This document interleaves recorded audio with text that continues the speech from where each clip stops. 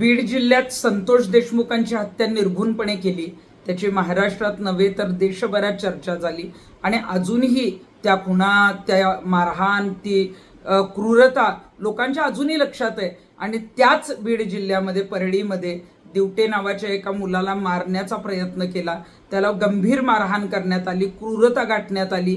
आपण जर बघितलं त्याच्यावर अंगावरचे वळ असतील किंवा त्याच्यावर जी काही भाषा वापरण्यात आली, तर हे अजूनही बीडमध्ये सुरू आहे. म्हणजेच पोलिसांचा वचक नाही. आणि मला सांगायचं आहे की पोलीस अधीक्षकांची जरी बदली झालेली असली तरी सुद्धा वाल्मिक कराडच्या संबंधित असलेल्या पोलिसांची मात्र बदली झालेली नाहीये. त्यामुळं तिथं गुंडगिरी चालणारच आहे.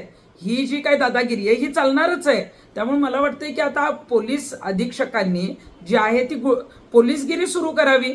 पालकमंत्रीपद बदललंय, दादांची दादागिरी ही सगळीकडे चालते, परंतु बीड जिल्ह्यात अजूनही दादा तुमची म्हणजे जी काय आहे ती कायदेशीर दादागिरी अजून दिसत नाहीये.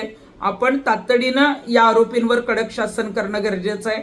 आणि या परळीमध्ये, बीडमध्ये अजूनही ही भीती का निर्माण झालेली नाही, कुणाचा यांच्यावर वचक आहे, हे सगळं शोधून काढणं गरजेचं आहे. आणि पोलिसांनी आता त्यांना, या गुन्हेगारांना, या टोळ्यांना त्यांची जागा दाखवणं गरजेचं आहे.